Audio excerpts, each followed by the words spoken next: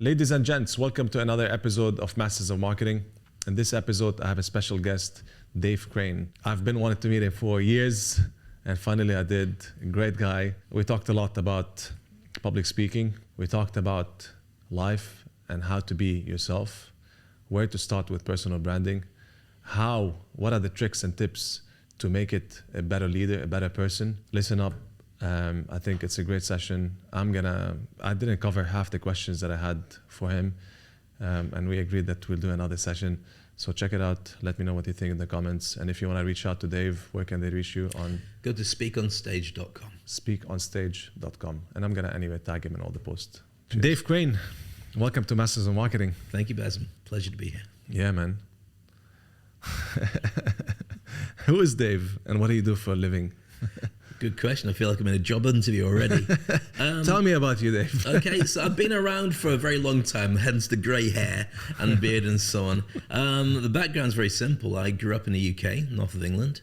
Actually grew up in Scotland and went to school there until about the age of 12. My parents decided that maybe I wasn't doing as well at school as I could do, and we changed my dad's job because it was very challenging in Scotland in the late 70s, early 80s to not only be a black kid, but also be a black English kid. So the odds were stacked against me. So we moved down to England, and everything changed dramatically for me there. We moved to the northeast of England, and within a very short amount of time, because the Scottish education system is very, very good. I had massive advantages of going to the same year, but from the point of view of the level I'd got to in Scottish education. So I found that when I arrived, it was much easier to get on with everybody and be positioned as somebody who knows what they're doing, because I was slightly older because of the age gap with the intake in Scotland versus England, but also the fact I'd covered a lot of the work that they were doing. So when anybody goes to school, especially going to a new school, it's really important to be able to establish yourself, because that the playground is as much of in fact, it's probably more of a battleground for creating relationships with people than the stuff you do in your school. Sports is important, but you've got to fit in. And I found that it was really easy to connect with people and get on with people from the advantages I'd learned from being in Scotland beforehand. So I went through that. I had a good time doing it. I went away to university to study law, and decided I hated it because I went to law because when I was sat in the careers teacher's office and they said to me, what do you want to be when you grow up? I said, I want to work in radio and TV. And they said, haven't got it in the book. There's no internet. Haven't got this big book. Choose something else. And I didn't want anything else. But I was forced by my parents who wanted me to choose something, and the teachers, because the university was coming along and got your A-level choices. I went, what about law? And they went, yeah, great, do law. And I thought, good, well, you've stopped complaining now, but I had no interest in it. So I was on this conveyor belt to go through law. Went up to sixth form, which was great. I got some decent O-levels, got reasonably... Well, the problem with sixth form was I became the chairman of the student committee, which means I was the head boy effectively for the whole sixth form, about 300 students underneath me. So I was attending all the teachers' events and I really loved it. I organized all the parties, everything. And I just lost interest in anything to do with school. So when it came around to the exams, I was like, right, I've got to cram it in last minute. In fact, I can say with complete honesty that all the English literature books I had to read, I haven't read to this day. I just read those Let's Revise books instead, crammed what the answers might be if I knew from reading the books, and that's what I answered, and I managed to get enough to go to law school. So I went away to law school, and I did enjoy it. I didn't go to a proper university. I went to an institute that had a big, famous law college next to it, and I really enjoyed it until the second year.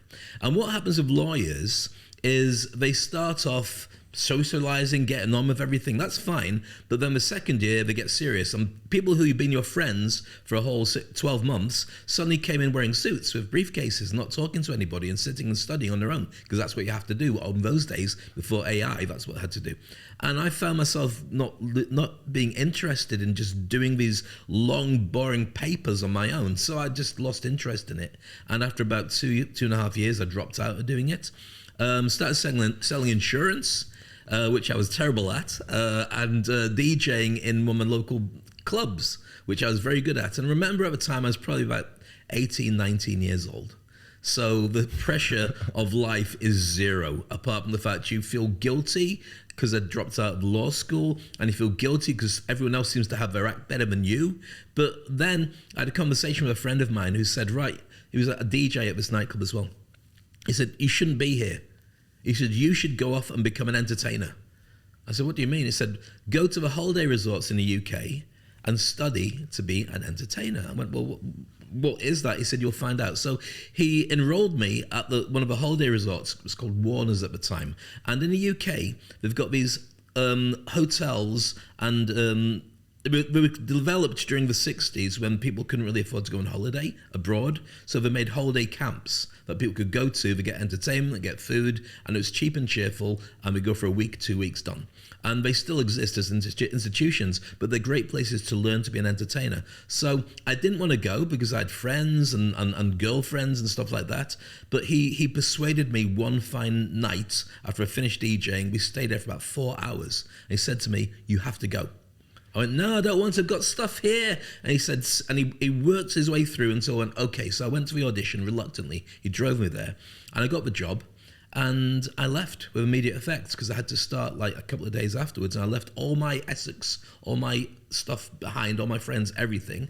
And I went away and became a full-time entertainer. And it was the best experience I ever had, because you end up getting a martial art in being able to engage people, especially audiences. You're doing everything from running kids clubs to doing bingo to doing singing on stage and doing shows to doing sports days. But what you learn is when you've got a microphone in your hand and you have an audience around you, you are on. You have to engage them, even if you haven't started yet, even if you're waiting to start at 5 o'clock and there's half an hour to go because you got there early. You entertain, you engage. And it's a really powerful thing that I learned there, because what happened is years later, when I moved to Dubai, that ability to live and breathe entertainment made it much easier for me to engage when I do corporate events, and hosting Dubai Rugby Sevens for 18 years, going out in front of 50,000 people in an audience for 3 days, just with a microphone and access to a DJ. And we won the best entertainment event in the region for those 18 years. So to go back in time a little bit, I left the holiday resorts and I went away to get a postgraduate diploma in radio journalism. I realized radio journalism kind of filled the gap. It allowed me to have what was equivalent to a degree, but not a degree. I didn't finish my law degree. So I went in, and I went in as an entertainer. Everybody in the room who was studying was a graduate who just suddenly walked out, or maybe a postgraduate. They've walked out with their degree, and they're all very academic. I'd gone from being an entertainer, wearing dungarees and a baseball cap, and just partying all the time, and everyone thought I was the kid who'd arrived on a bursary. You know, we just helped him up. It wasn't. Yeah. I was paying my way. And I aced it. But I aced it in the way that I do things. As in, when it was a radio journalism course, and they were saying, right, well, you've got to do all this studying, and then you've got to learn to do papers and shorthand. I went, no, it's radio. I just need to record the conversations. I don't need to learn all these other skills. Your qualifications are out of date. To which they gradually said, yes, but still do it anyway. So I did that. Went to work at the BBC, worked for the BBC for about 3-4 years as a freelance. And I wanted a staff job. And I went for probably about 30 staff jobs up and down the country for black people. They realized there's a problem, and they created jobs for people of color. And I never got a single one. Now, bear in mind, I was already working at the BBC as a freelancer. I was running magazines. I was entertaining on stages and doing shows. And I was doing everything. I was working for the Prince's Trust, who now King Charles. But Prince Charles at the time had a trust for helping young people, ex-offenders, long-term unemployed, and so on. I was doing everything you needed to say, let's get this guy in. I was actually overqualified as well. And I didn't get that break. And I got bored of going to these job interviews and not getting it. It's like my face didn't fit with a chart of what kind of color of people they wanted to have for a black person job. So I threw all the eggs in one basket. I went on a TV show called Blind Date. Now, this is before internet. It was in the days of that was the first reality TV show in the UK. So you had Blind Date, which was a dating game show, it was a personality show, and Gladiators, which was a fitness show on a Saturday before you go out and party. That's what everybody, the whole country would watch. And so I went on Blind Date and I won the Christmas show, and I had about 20 million people watching, which was fantastic. And I went away to Lapland with a woman who hated me, but that doesn't matter. But it was a great show where the actual footage was fantastic, and when you do a show, especially a reality TV show, and you come out really well, then everybody feels that and everybody congratulates you, and it's really good. My sister was on the same show and she didn't win, not the same episode, and she got a lot of grief from people who just, she was seen by many as a loser, and that really hurt. It was really unfair, but that's the nature of working on a reality TV show. And the public sees what the marketing wants them to see. And it can either play really well as a hero, or it can play really badly and they bury you. And that's not the real version of you. That's a public version of you. So I went on Blind Date. I won the Blind Date show. I got offers to work on TV shows. I contacted, in the days he had a VHS cassette, which like a book that you'd put into a machine, and it would just play 1 hour and then it'd be empty. You got to then put a new one in. So I sent these out to a number of different TV shows and got 4 auditions. MTV was one of them. There were a number of other big ones in the UK, and all of them turned into Dear Johns, as in thank you but no thank you. But you found out 3 months later because you're waiting for the phone call or you're waiting for the post to send a letter. It's not like an email or a text message, so you had to wait. And then I realised that I should move down to London because I was based in the northeast of England. Started going for job interviews in London, and I thought, I don't want to live here. In fact, you know what? I don't want to live in this country. So therefore, my experience at the BBC, which I was hoping they'd turn around after I went on one Blind Date, and they'd say, that's the audition we wanted, this is the next generation of presenters, the opposite happened. I came in, all my colleagues said, great show, and the big boss, who'd clearly been waiting to get rid of me, said, Dave, we're going to let you go. I meant, why? He said, clearly your direction is in a different way from the BBC. I thought, what? I'm doing it as an audition for you. I want to show you how good I am at doing this, so you just say, yes, we want more of you. And it went the other way. So I was disgruntled. I'm pissed off, to be honest. And I just thought, right, that's it, UK, goodbye. And I decided to travel, no idea where I was going to go. And once you decide that it's time to go, nothing seems permanent anymore. And so I got a job offer to DJ in a bar in Dubai, the Marriott Hotel that had just opened up in Deira. And they said, if you want this job, you have to go in like 3 or 4 days because we're just opening up for the season and we need you there. And funnily enough, the guy who I took over from is in Dubai tomorrow. I'm meeting him. He's not been here for 30 years. That's a fascinating conversation that's going to be. And so I took the job because I was burning up inside. I couldn't stay, and there was not enough for me. Came over to Dubai, DJ the bar, and there's a fact that nobody will believe or nobody will understand, but it's completely true. I introduced all you can eat and drink to Dubai, to the UAE, and probably the Middle East at the same time. With our bar, I brought in a thing called the 100 Club. 100 dirhams, all you can eat and drink on a Thursday, once a month. And it was a mess. You can imagine 100 dirhams. You got everyone walking in wearing their best gear, and then the Walking Dead at the end of it. And in those days, you'd have people, because we didn't have mobile phones in those days, because they're the ones that were like suitcases, and people would just pass out in the bathrooms. And security at 4 o'clock would hear banging on the door, go down, open it up, and somebody like that. And it was fascinating. But that was the first all you can eat and drink. And so from there, I went into radio. I got an opportunity because they were launching a new radio station, 104.8 Channel 4 FM. They brought over a load of people from the UK. And I was a DJ. I was kind of reluctant because of my BBC experience to want to throw myself in the front line of radio again. So I reluctantly said, yeah, let's have a look at it. And I also realized that if I didn't step up to it, then it would go past me and I wouldn't get to be on the starting team. So I joined, took a weekend show, and just was there when radio first opened up in the UAE, because we had a really boring station at the time, Dubai 92. And those days was very, I mean, they used to have soundscapes, which was between, I think, 1 and 4 o'clock in the afternoon. They'd just play classical music every day. And people would just have to not listen to the radio, but they had nobody telling them not to. We came in with commercial radio and we aced it. So I got to work with big stars. Spice Girls, James Brown, Enrique Iglesias, all the big DJ gigs, all the big entertainment that came in, Bryan Adams, UB40, Sting, all these guys came over. And because I had such experience of being on stage, I was the go-to person to host these events.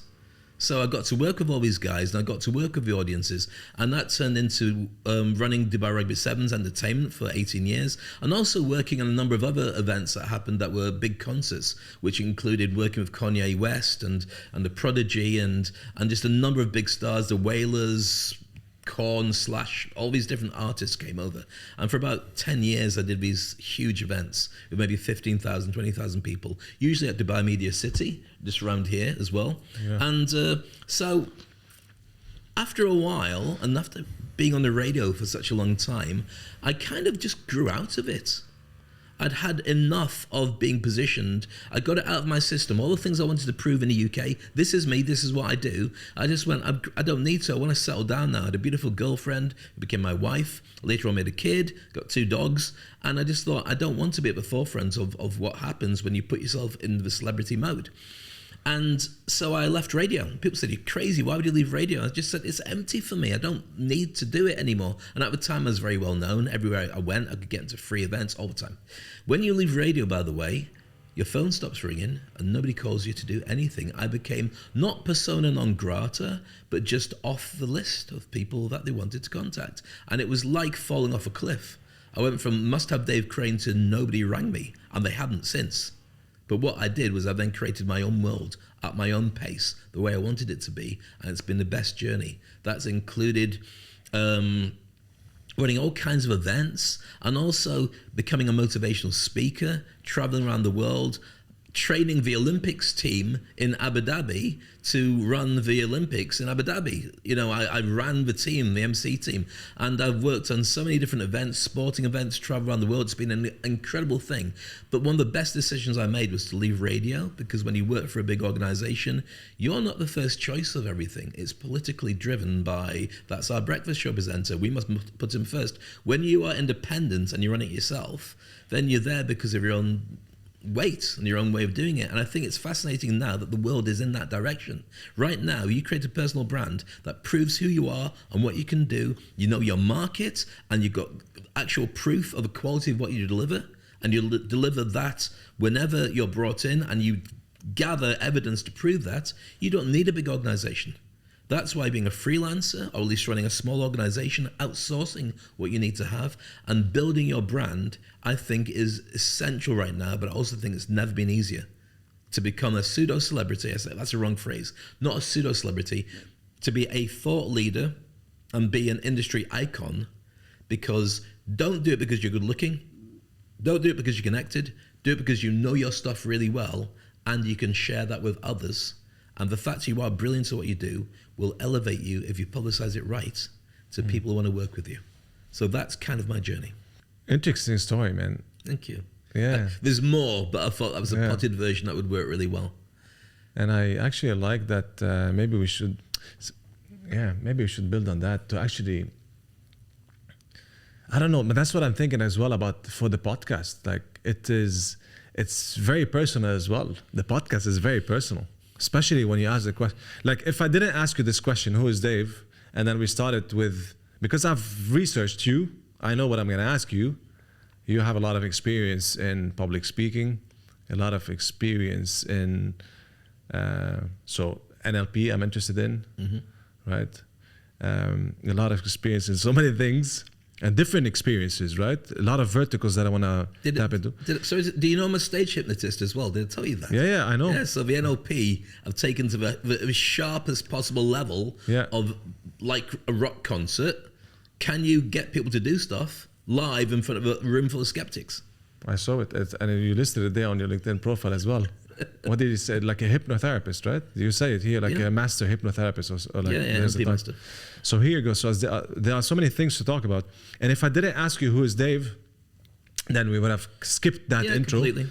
And it's a great context to know who you are before you start answering all these questions that I have for you. Let me add one thing to that before we do it. I know we're going to be talking about storytelling. There's a very important part of it, and I just want to cap it so then the rest of it makes more sense. Whenever you do storytelling, whenever you look at your favorite TV show, the only reason that show works and gets you interested in it is when you understand the core wound of the main character. So every single character, whether it's the superhero character, Luke Skywalker, what drives Luke Skywalker? He lost his parents at an early age, so therefore the Force and Ben Kenobi filled that gap. Superman lost his parents at an early age.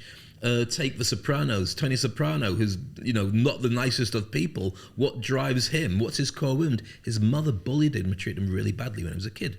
So it's important when you do engage with people to be honest about your core wound, because then they see everything that you've done as a reply to whether that core wound is fixed or it's made it worse. And that's how TV runs it, and that's how storytelling runs it. So for me, I didn't realize this until I did a lot of soul searching through the pandemic and afterwards, that my entire journey, and the reason I was happy to stop being an entertainer and stop being a celebrity maybe 10, 15 years ago, was that core wound of being a little black kid trying to tell everybody I am as good as everybody else. Please pay attention. Once I'd done that, I could go, see, there you go.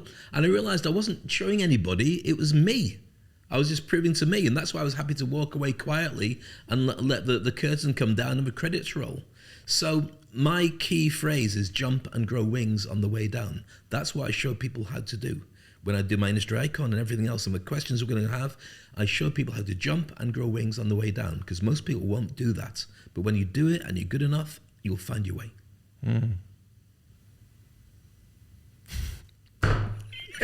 Do it. Awesome, man. Who is Dave Crane? I have no idea. On a daily basis, he changes. Love it, man. Finally, we meet, man.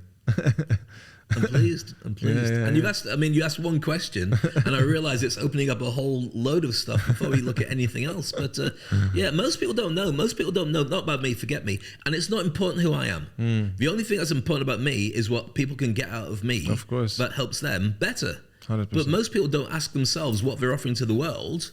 They just do what they do and wonder why it's working or not working. That's why the branding is so important. So you show the world what you can do to help them, and the right people will align with your message and buy from you and work with you.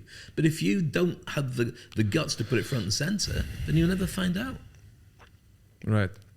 So what is the one thing you do for a living? I know that you help people become better, grow, etc. Well, what is it? How do you phrase it? What's that elevator pitch, if you wanna? My elevator pitch is I help decision makers go from unknown and invisible to be able to have a very strong, powerful personal brand, to be able to speak and market themselves so they instantly can turn it into sales, and also they become seen as an industry icon. Do you think personal branding and celebrity status are overrated in a world where everyone declares themselves to be an influencer? I think that when you see the amount of world leaders at the top of a government in a country that are only there because they drove their celebrity status and they played the branding card, Donald Trump, Boris Johnson, look at a lot of these politicians who've made it there. It's a beauty pageant. And politics has always been like that, but for many days and for many years, it was all about the ability to go through the system. These guys are hijacking the system. They're driving it through social media, and there's a lot of money to drive these ads, and there's a lot more algorithms that go into the marketing that are very smart and very clever, not least the fact that if you want to get people to make things go viral, they've got to be funny, or they've got to make you angry. If they make you go, I feel like a better person, they don't go viral. So that's why it's been so much of a push and so much a reception for the politics that we've got right now, because if you get angry with it, then there's a conversation to be had. And the minute a conversation is had for that weird guy who's really angry over there, he becomes a celebrity with the nature of social media. People pass this on to other people. Have you seen this? And the likes of, say, Andrew Tate, who's a celebrity, who is complete antithesis of what I believe in about people, about women, about everything. The reason he's become so big is because there's a conversation about him, because it's a shocker. But that's the nature of what we have. So there are lots of people who are at the top of the food chain purely because they know how to play that particular game. If we look at possibly the most influential person, if you were to have a president of the world right now, he's probably Elon Musk. Everything he says is dissected by everybody. And some people say he's 100% right. Some people say, I don't like him. But because he is a very, very smart, he's like Tony Stark. He's like the Tony Stark of our time. Clearly an amazing inventor, clearly an amazing thought leader. But when everything gets amplified, so that everything he says and does is paid attention to, there's massive scary gaps in there. And that's a lot of the danger of positioning yourself out of your reach. For instance, Madonna, for me, was the biggest pop star I've ever had in a lifetime. But when you look at Madonna and the things she said, sometimes you go, oh, that's a bit cringy, but you can't argue with her business model. She spent 4 decades as the best artist of all time, working with new producers and saying, you've got a new idea, that's really good, let's do an album together. Of course, the producer says, yes, I'm working with Madonna. And then Madonna launches a brand new genre of music, whether it's voguing or whatever it is, and the world says, look at Madonna, she's got some new stuff. Now, I'm not saying she's not a great artist, she is, but she's a very smart marketer. And most people never recognize that. So when I say I create industry icons, there are a set number of rules to go from hero to zero. I can take somebody who's got a reasonable business, who's reasonably well known, and help them become the best in their niche. Because when you make it the right noise to the right people, with consistency and with your artistry, you also have to be an artist in what you do. So if you're a plumber, it's one thing to go and fix people's sinks, who cares? But if you do really cool videos and show people, this is how you fix a sink, can you see? Let's interview the lady, oh, she's run away. No worries, let's have a look. And you create this, they become viral. And then even if people can't get you to fix their sink, they want your advice. Who would you recommend? Or what could, and suddenly you've got a plumber who fixes sinks, it becomes a world-known phenomenon. That's the key to social media right now, and that's the key to going up the food chain and influence. And if you do it right, you can own your industry. If you do it right, you can own, I won't say any industry, but you can certainly have an impact on other industries as well. 100%. That's what I show people to do. Tell me more. What do you want to know? How? So let's say you work with me. What do we do? What's the plan? Well, first of all, we've got to work out who you really are, as in who you really are, because you can't see it sometimes, because it's like a fish looking for water, swimming around saying, where's all this water that people are talking about? Well, you're in it. That's too obvious. So you sometimes need to have somebody on the outside looking in to see what your strengths are, what your weaknesses are, and then the things that you could amplify that really do resonate with people. Then we work out who your target audience is, who it is that you want to reach. And when I hear 99% of people, and talk to people about their audience, who is it that who's your target audience? Anybody who. The minute they say anybody, they're wrong. Not anybody, it's specific. Because if you get it too thin, it's nobody. But if you say, I target blah, blah, blah, blah, blah, and you tell me the criteria, then we know who it is you're aiming for. And it might be you've got different avatars. It might be you reach them, but you reach them and you reach them. But the lowest hanging fruit is the best one to go for because it's easiest to convert. So then you've got one person who then starts to find out who they are. Then you've got an audience that will pay for their stuff. And then you've got to find a message of what do they offer that this audience really wants, and what message do they need to be able to understand it. Once you marry the two together, then they go online, they share all the stuff about their core message, and everything they post gets people to say, that's the person I want. Now that person who says, I'm going to spend with them, has to see it in a number of different places. You have to see about 8 or 9 places, and they have to see it a number of different times. And they've got to be able to watch videos and read books and spend about 7 or 8 hours with their content before they say, that's the one I want. I've got to find them in different places. So if all you do is LinkedIn and nothing else, then that's not enough. They need to be able to find you in different places. Then they will buy from you. So the challenge for many people is they don't like the idea of holding. When I was at the BBC, my job was to interview people. My job was to basically hold up a mirror to them. And if they answered well or they answered badly, I was representing as a mirror the audience watching. So if they don't answer properly, I say, well, I don't think that's true. Could you elaborate on it a bit more? But if they decide to carry on lying, the audience will see the lies. And that's, I keep banging this microphone because it's so close to my face. And that's ultimately what it is that you do. And so many people don't want to look inside themselves because they're really worried what we're going to find. And so that's the first step, realizing who you are and celebrating. I'm a short, fat bloke. with dreadlocks. Well, plaits actually, who's in my 50s, and I've lived in Dubai for 30 years. I've got a beautiful family. And will I ever look like Ryan Reynolds? No. Will I ever, I probably look like Morgan Freeman's little brother, if anything, but I'm happy in that space. I'm not going to win any beauty pageants, but on the thing I do really well, there's very few people who can match me on it. I believe everybody's got that superpower. We just have to work out what it is and amplify it. Right. And you work then with people on public speaking. So part of how you help people become these icons, the industry icons, is through as well public speaking, NLP, or it's not a combination of things. Okay. I used to, when I first studied to be a life coach, I hated the phrase life coach because everywhere you went, there's a life coach. And then it all got really sort of like bitchy. Who did you study with? Who did you study NLP with? And then it became which school, which guru, and I hated that because at the end of the day, it's only about the good you can do to help people. That's your bottom line, not where you come from. That's no guarantee to anything. So I reinvented myself as a life designer. That's the phrase I used, as a life designer, because I spent about 10 years as a healer and motivational speaker and trainer and so on. And when people said, who did you study with? I said, I went to the University of TJ. And they go, ooh, that's interesting. TJ was the name of my dog. I just put it in there to stop people making complaints about where they'd been and all the rest of it. So the idea was very much about creating an impact that helps other people. And so labels aren't so important all the time, because as soon as you put a label out there, people turn around and say, right, okay, that's it. We're going to do that. And I spent a lot of time being a life coach. Life coaches are probably the lifeblood of the planet, but the problem is they're really bad at marketing themselves. They're brilliant doing their job, and nobody wants to pay for happiness. We kind of do now after the pandemic, but people still go shopping and buy shoes and buy clothes and buy a beer rather than spending time learning on how they could be much happier. 100%. I didn't answer your question though, did I? Yeah, you did somehow. I'm going to build on it. Okay.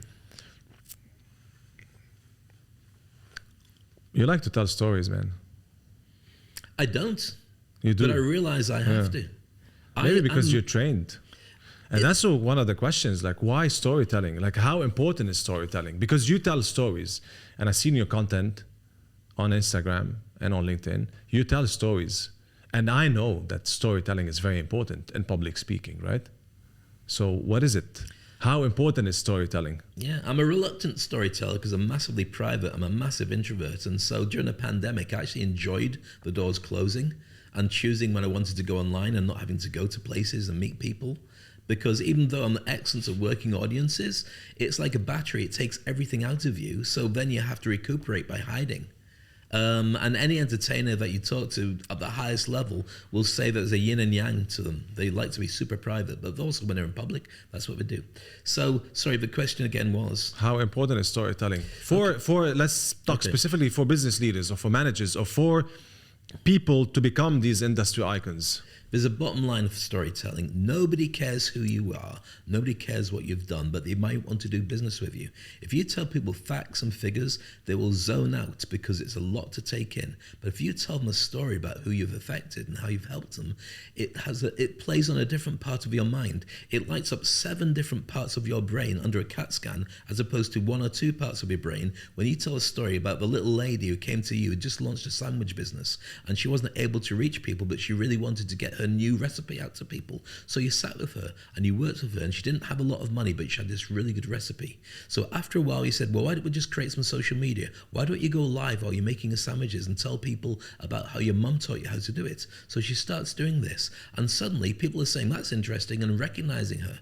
And when she said, if you'd like to have this, we're available in this store, and she was taking the sandwiches in at the beginning of the day, and they sold out, and people started to watch her show. And from that, she was able to scale. She got a team in who were making the sandwiches, and they were delivering to offices, delivering to shops, and she was able to take it to a whole new brand. As a direct result, her business went from 0 or a handful of customers to being $1 million a year business, purely because of the amplification and the fact she was genuine, and the love that went in with the sandwiches is what people felt, because it reminded them when they were growing up and their mother would make their sandwiches. Now I've just made up that story, But if I was to tell you about how my marketing took people from 0 to 1 million, then you go, oh, that's fascinating, but thank you. But if I was to tell you about Mrs. Miggins and her pie shop and sandwich shop, then suddenly you've got an identity. And that's what we were brought up to remember from a very young age. We learned fairy tales that we can still recall now. 30 years after we last heard them, I can recall and tell you any of the fairy tales I was told as a child because they took me emotionally on a journey. That's why storytelling is a martial art that most business people don't understand. When you can amplify stories, true stories, about your business, then people will buy into you and the way it made them feel, and they can spread that word to other people. So there's a key to this for every single business person who wants to be able to unleash their stories. Go through your catalog of products. Go through the results you've had. Write out a question for every single thing that anybody could ask you. That's a brutal question. Why did you do that? How did you do that? How do you manage to affect it? What do you do under those circumstances? And write a story that justifies why you do it. You may have 60 stories. You might have 100 stories. Write them all down and categorize them as an answer to each of these different problems. And when you go out, select the story in sales meetings, in interviews, in chats, about how you made a difference through your business and made one person or one company's life better. And people want to hear you. And that will amplify. Not only will people talk about you and word of mouth will be incredible, but also you'll find yourself on stages telling your stories. And people will just say, that's the person I want to work with. Love it. And that is one way to develop telling stories. Like you said, write them down. How else do you develop the skills of telling stories? Well, you have to think ultimately about what it is that people want. Your audience should always feel that this applies to them. So, for instance, if you tell a story about a guy who's a millionaire, who's given money by his dad and then became a billionaire, whoop-de-doo. Who cares about that story? But if you were to tell a story about a person who went from 0 to being a millionaire, that intrigues, not just because most people are in that position, but also because the fact is you want to know how they dealt with having 0 and the mindset and the drive and what they went through and the challenges, and that makes a really good, interesting story. Reason stories are so effective is 99% of Hollywood movies are based on one story, the hero's journey. The hero's journey has a guy or a girl who's a bit of a fish out of water. They're very good at doing one thing, but they're also a bit of a nerd or a geek at the same time. And they do all right, but people don't take them seriously sometimes. But then a big challenge comes along. It could be scoring a goal in the cup final. It could be taking the girl of their dreams to prom. It could be an alien invasion. It could be that they've got a disability, but they have to deal with it. It could be a ton of different things. But then they attempt to do it and they fail badly. At that stage, the mentor comes along. The mentor, who's a Morgan Freeman, Kevin Costner, Yoda, Obi-Wan Kenobi type character, comes along and says, I've done this before. Let me show you how to do it. Of course, the star, the hero, goes, no, I don't want to do it. I'll do it on my own. I'm fine. And reluctantly they get persuaded to join the mentor. Then the mentor takes them on a journey away from their world into a brand new world where their expertise means 0. And they fall over a lot and they make a fool of themselves, but it's a learning curve. And all the way you can see them growing and paying attention until they get to a point where they just go, actually, I'm not so bad at this. And then the original problem comes back again. Taking the girl to prom, it's that night. Football, scoring that penalty, you now have a penalty in last minute. The aliens are outside your house and they've got to step up. And just at that point where they've got to step up and go into battle and they start battling, a tragedy hits them.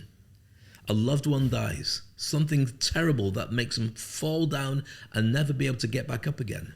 But then they dig deep into themselves and they resurrect their fallen spirit, their broken body, their challenge, and they raise themselves up beyond where they would be, and they win. They get the girl, they score the goal, they repel the alien invasion against all odds, and then they're left with a situation where, do I then go back to where I was before as a hero, or do I just take this new thing that I've learned about and spread the word of that, or do I ride off into the sunset to find new adventures? Now, as I say this, there's a number of people turn around and say, oh, yeah, I know that story. That was a story of 99% of Hollywood movies. That's why they tell that story. But the thing that most people don't know is most people spend their life wanting to be the hero, the star. How do I get this to happen? But the smart people, as you're doing with this podcast, realize that it's not about you. It's what about the difference you can make to people. So you don't become the hero. You become the mentor.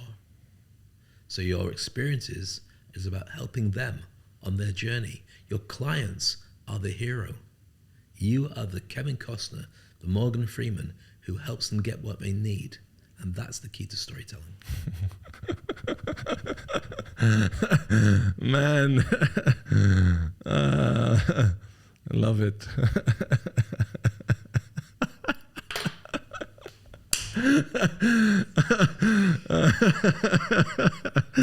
Wow, too powerful, man.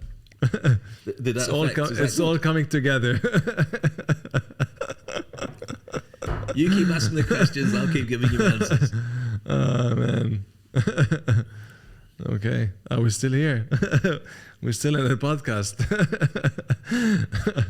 Oh, man, you took me on a journey. Love it. I'm gonna be careful how I ask you questions, man. Well, every answer that I give you is roughly about 20 minutes long. Bro, book us the day.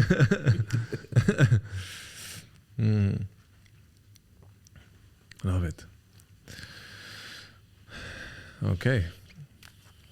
You're big on personal branding. Although you said you're an introvert, but you're still big because you see the benefits and you coach people on it. How to grow a personal brand from your experience? Maybe not your personal experience, but how to grow a personal brand from the people that you've worked with, and where do you start? Where to start? Because it took me 2 years to put my first video live, right? And it took me probably 5-6 years of thinking about a podcast before starting it. And now? And now I wish I started 5 years ago. And I wish I put my video 2 years before. But I did it. What's my signature phrase? Yours? Jump and grow wings. And grow wings. On the way down. Right. And that's I made a video. I don't know if I put it live already. I did already. That nobody cares about you. Really. Like, how many people love to see you succeed? How many? Nobody cares. 1, 2, maybe 1, maybe 2, maybe your dad, maybe your mom, maybe. Right? Maybe. And how many people really then care about you? Nobody. So why do you care about how? And you said it in your story. Like, you are this black kid. I'm actually mixed race, but black Right. is easier But you know for what I people to mean? see. Like, yeah, but in the story, like, I'm this black kid. Yep. And at the end, I wanted to prove myself that I'm a hero and I could do it. But nobody really cared about you. No. Everybody's in their own journey. I still don't. So here you go. And I don't. And you're right. When we were kids, we don't know any better. We're worried, and like, it's all about others. And that's what I always tell people, like, get started. And it's difficult to get started. Go to the gym. Do the first step. Just go to the gym for the first time. You're going to love it, right? So how to grow a personal brand and where to start? Right. Well, everybody is a brand, whether they know it or not. So anybody who's ever created a social media profile. But first, sorry, I want to go back to that. Why did you say why did you, when I told you you're a black kid, and then we're going to go back to this. Why did you say I'm actually mixed? Because I had no choice but to say I'm black, and my dad's white, and my mum's black. And so I didn't really fit into both, to either. I actually went on a pilgrimage to the West Indies, to where my mum's from. I met all the family. And the family were lovely, but the society hated me. And I found that I'm not a West Indian. There's no promised land of people waiting to give me coconuts and say, Dave, come and join the gang. I'm a black Brit. And the reason I bring it up is because I moved to Dubai because Britain wasn't the right place for me either. I found it really difficult at the back end of Thatcher's Britain, where racism, and I feel that there's a lot that, not as bad as it was when I left, but there's a real racist world out there being amplified by social media. Most people aren't. Most people are lovely. But the social media makes things that make you angry flag up. And so for me, I had to double down. I didn't realize, I mean, I came to Dubai because color didn't matter. Dubai has got what best part of almost 200 nationalities, all living in relatively perfect harmony because business drives everything. If you can't do business, you can't make money, you can't be here. But people all move together. To meet a friend and you meet their wife and it's a completely different nationality, you don't even blink an eyelid, just go, oh, that's fascinating. But that's Dubai. Why did you say I'm not black, I'm mixed? I just threw it into the conversation because I found that when Black Lives Matters happened, I did a video all about the importance of understanding diversity and helping people. And when my friends in America showed it to Black Americans, they said, oh, he's not American, what does he know? And I thought, what? So I'm being rejected by my own people? I thought we're all in it together, and we're not. I'm in it my way, but it doesn't mean I can't help people. So when I said it, it wasn't to defend me for me. I know who I am, but I wanted it to be that anybody who feels that they're a different person, not black, not white, but mixed, can also buy into my story and position themselves as who they are. Because there are a lot of lonely people out there, and very few people get shown the ground rules of how to keep yourself afloat. Right now, the biggest suicide rate is us. 45-year-old men who can't move forward. There's no answer. And all you feel is the only way out is just to go. We're the ones holding up the family. We are this table, and our families are on top of it. And nobody tells us how to be here. And that's why the suicide rate is so big. So it's important to flag up and tell people they're not alone and they can do it. And that's why it was important for me to say, I am mixed. So anybody who's watching who is mixed knows I'm there for them as well. Makes sense. Clear. How to grow a personal brand? Answer that. A way to start. So who is asking that question? I am. Is it about your brand? Is it about somebody else's brand? Because it's different for everybody. Everybody's journey is different, and everybody's audience is different. And some people, it's very easy. You just one of my clients came to me, and is a successful guy who's created and built most of the, or many of the big iconic buildings in Dubai. He's a British guy, been a director for some of the bigger companies, places like Burj Khalifa and so on. He built them. And he came to me and said, Dave, I watched you at rugby for like the last 10 years, going out in the middle of a pitch with a microphone and entertaining people. And I see you on LinkedIn talking about how to grow brands. He said, can I come and work with you? I said, yes. So he came and joined me on the Industry Icon program, and we worked through who he was, what he did, and how to move forward. Now, he is mentoring hundreds of people around the world. He's launched his own academy. He's got his own book coming out soon, and he gets offered 7-figure contracts every week because he's now put his own brand out there, and his back catalogue of successes speak for themselves. He's not got a massive following, but he's got a following of the people who want to work with him. And that's the thing about vanity metrics. And you know, you work in marketing. It's not about how many people go, we love you, and then they find out what you do for a living, and we go, oh, okay, well, we still love you. Keep putting those cat videos on because we love them. Yeah. But when you talk about yourself, not interested. It's about finding out who you are, what you do, and how you can help people. And you can't help everybody, but you want to help the people that are open to it. I mean, it's like, for instance, I was talking to somebody yesterday, and she was saying, right, can you work with me? And she kept telling me how great she was. And I went, well, I think I've got a problem working with you. And she said, well, why? I said, I don't think you can be coachable. All you've done is gone about yourself, which means if I tell you something that's going to burst your bubble, you're going to resist. And then you're not going to get the results, and you're going to blame me. I'm really good at what I do. But you also have to be open to being shown that sometimes the weakest part of you can become the strongest part of you. And that's what will resonate with people. The whole world is full of everybody. I mean, status is driven by 3 things. Your status, and status is universal. For thousands of years, status is the number one thing that puts you at the top of everyone's food chain. That's about your dominance in your industry. It's about your expertise and as being a professional. And it's about your virtue in the fact that you're able to say, I do this in and out, and this is what I do. I thought you were just saying stop talking then, but you're scratching your hand. But here's the thing. So when you look at your dominance, that's your Lionel Messi's and your Ronaldo's. Dominance of their industry, fantastic at what they do. Then you've got your expertise. That's your Elon Musk's. The guys who are able to show I'm the richest man on the planet, or the second richest now, but he goes up and down. If he buys any more social media, he'll go down a little bit further. Yeah. So that's his expertise. Clearly the money says he's there. Then you've got virtue. You've got people like the Pope or Michelle Obama who are able to turn around and say, I live by my bond. I won't do stuff unless I really honestly do believe it's the right thing to do. Now, for most people, they're never going to be at that top of the food chain, and they don't have to be, but you can show the same thing by being truthful, by being warm, and by helping people when you are better than people, show them the right way to move forward. That ticks all the status boxes, and you can amplify that by giving the right tips for people. Tell them as a story, and they're able to digest it, and it sticks in their head, and they're able to tell other people how to do it. So branding has a number of different elements to go to, which are partly about getting to see what your status is so other people can get there, but also it's a journey for yourself. A journey of self-discovery when you do it right. Because I've got a group right now that I'm working with about 150 people in one of my communities, and I asked them a question to grade themselves out the 100% as to how big their brand is. And I broke it down into 20%, 20%. There's 5 different questions. And the amount of people turned around and they had 75 to 90%. This is me. I'm a great brand. You know, I'm doing really well. And I'm thinking, halve it first and then have another look at it. Because if you are that good, why are you in my group?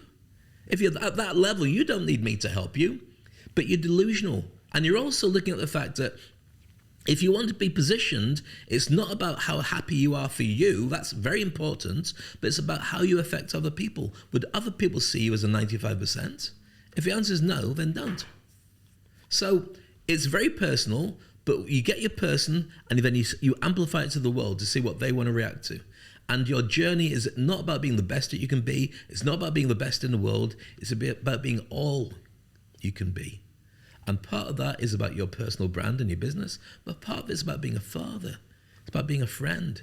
It's about being a dog parent. It's about being somebody who gives back to the community and helps the people who need it most to be able to get to where they need to be. That's all you can be. We're driven by capitalism to say only if you have the money are you at the top of the food chain. And we're sat here in a dress shirt, nice t-shirt. We're not here in 3-piece suits showing you my Hugo Boss suit to prove that I'm, always dressing like that. And the pandemic taught me a lot, because when you're on your own in your house and you've got nobody else that you can talk to, it really tells you what really matters in life. And I could go on about that particular area. I won't. But I think that your brand is a number of different things. You've got to work out who you are, who your audience are, and find the best way to communicate that message to them in a way that they want to take it. Makes sense. We ran out of time. No, we've hardly answered any questions. I know. I told you. We have to do another one. I still have a lot of questions, man. We still didn't cover half of them. Ask me a big one. The big one? Anyone. One thing to leave the audience, the listeners with. The one thing I would say to everybody is the one thing that that people who work with dying people say. Everyone thinks that they had more time. You don't. I got a phone call in the middle of the night whilst I was hosting the World Cup cricket. ICC World Cup cricket. And there's a phone call at 4:30, and I picked it up and I was like, who's this? And they said, it's a hospital in Leeds in the UK. And okay, said, your dad's got COVID. He's not going to make it. Ring your family and tell them to come in. So I rang everybody. In the UK, it was 1:30 in the morning. And luckily somebody could get their phone and put Zoom on. I said goodbye to my dad. I had an hour as all the family started arriving. And then he was gone. Do I miss him? All the time. I talk to my mum every single day, every day without fail on Zoom. So all the things about, how do I look and do they love me today and all the rest of that, that's BS. You have a certain amount of time to be all you can be, and the major thing is being happy, and when you get to a certain stage, is making sure that your kids also know how to be happy. You don't have to make them happy, you can't. But you can show them the rules and they can find their own way. And if you can use that and amplify it and help as many people as possible, that's why you are here. That's your legacy. What happens after you're gone? My man. Thank you. My pleasure. It's been a Yeah, pleasure beautiful being here. words, man. Yeah, awesome. Thank you. Yeah, we'll do it again. I can't wait. We'll go for the rest of your questions. I'm gonna keep them.